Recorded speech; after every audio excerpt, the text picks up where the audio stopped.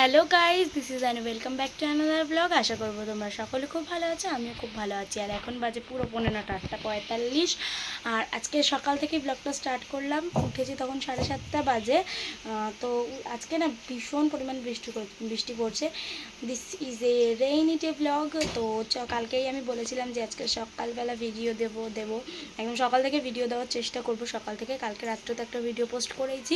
আর আজ যেহেতু স্কুলে যাবো না, সেই জন্য সকাল থেকে ব্লগটা স্টার্ট করতে পারলাম। তো চলো দেখা যাক কত দূর কি ব্লগটা করতে পারি।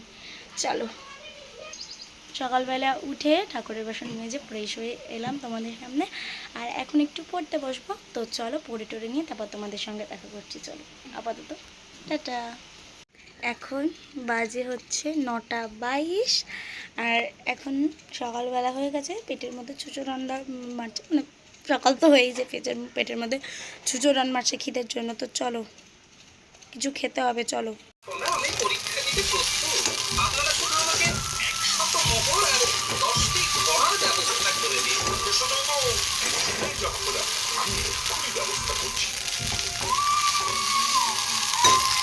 বাজে এখন বাজে 12:40। আর পড়ে টরে উঠে নিয়েছি। এখন এই যে বিছনাটা তো ঝাড়তে হবে, চলো বিছনাটাকে ঝেড়ে নিই।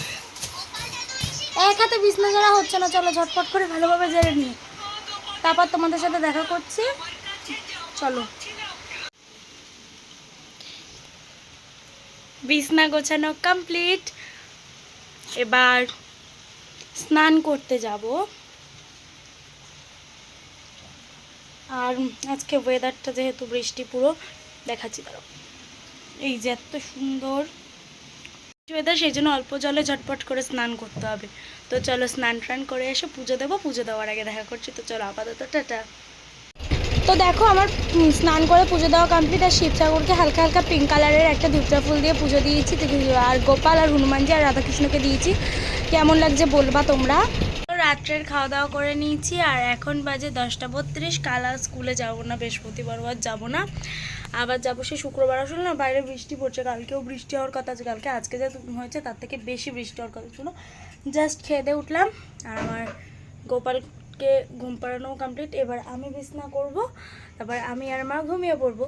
তো আজকের ব্লগটা তোমাদের কেমন লাগলো তোমরা কিন্তু জানাবে। আর কে কে আমার ব্লগ দেখতে পছন্দ করছো সেটাও জানাবে। আজকের ব্লগটা আমি এখানেই শেষ করব। তোমরা সকলে খুব ভালো থেকো, নিজের শরীরের খেয়াল রাখো। আপাতত টাটা।